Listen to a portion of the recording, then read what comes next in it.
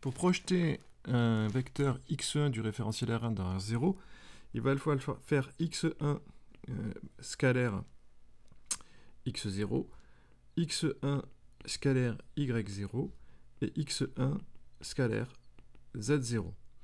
Tout de suite, on peut commencer par le dernier, parce que dans la représentation plane, on s'aperçoit que le vecteur z0 est égal à z1. Donc ça signifie que x1 scalaire z0 est égal à x1 scalaire z1. Et comme x1, y1, z1 sont des vecteurs qui sont orthonormés directs, ça veut dire que le produit scalaire est égal à 0. Le produit scalaire de x1 scalaire x0, ben, on peut utiliser la définition du produit scalaire, donc norme de x1, norme de x0, cosinus de l'angle entre les deux, il se situe ici, donc on voit que c'est alpha. La norme de x1 et la norme de x0 est égale à 1 parce que ce sont des vecteurs orthonormés, ce qui signifie que le produit scalaire est égal à cos alpha.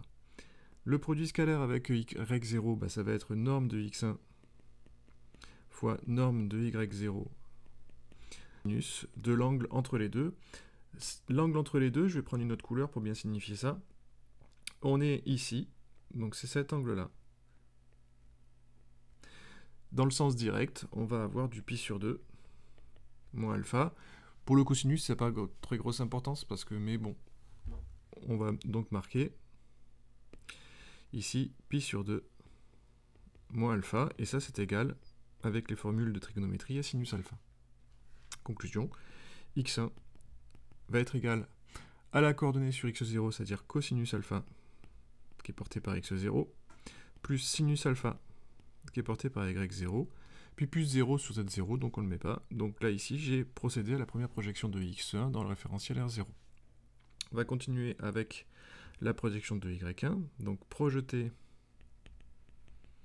y1 dans R0, c'est-à-dire 0, x0, y0, z0. Donc y scalaire x0, y1 scalaire x0, on regarde l'angle. Cette fois-ci, l'angle, il est beaucoup plus grand que tout à l'heure. Et on va avoir un angle qui est égal à pi sur 2 plus alpha. Cet angle pi sur 2 plus alpha, ça va nous donner donc du cosinus pi sur 2 plus alpha lorsque je vais faire le produit scalaire de y1 avec x0. Cosinus pi sur 2 plus alpha, c'est égal à moins sinus alpha.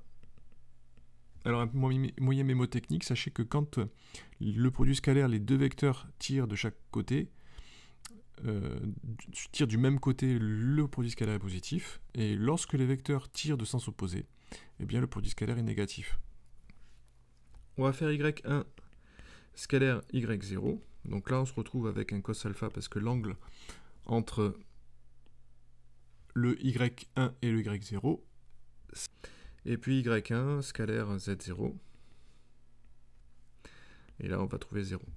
Pour les mêmes raisons que tout à l'heure, y1 est égal, est dans le référentiel 1 est orthogonal à z1 et z0 est égal à z1. Conclusion, y1 va être égal à moins sinus alpha x0 plus cos alpha y0 et puis plus 0 sur z0. On peut faire l'inverse, c'est-à-dire projeter, donc là on va faire l'inverse, projeter x0 dans le référentiel R1. Pour ça, je fais exactement la même chose. Je fais x0 scalaire x1, x0 scalaire y1, x0 scalaire z1. Lui, il est égal à 0. Lui, on l'a calculé, ici. Il est égal à cos alpha.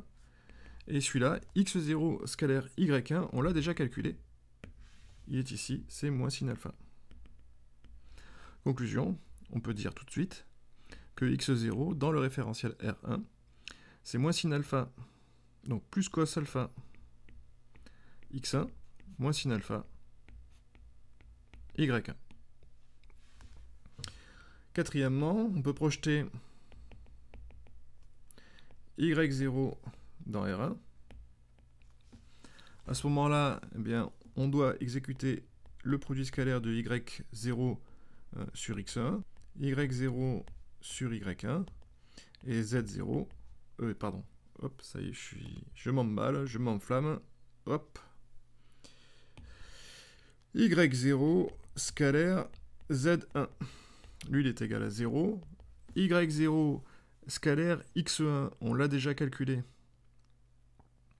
c'est sinus alpha, voilà, il est ici, en haut.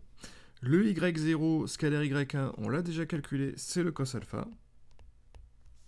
Conclusion, y0 est égal à sinus alpha porté par x1 plus cos alpha porté par y1.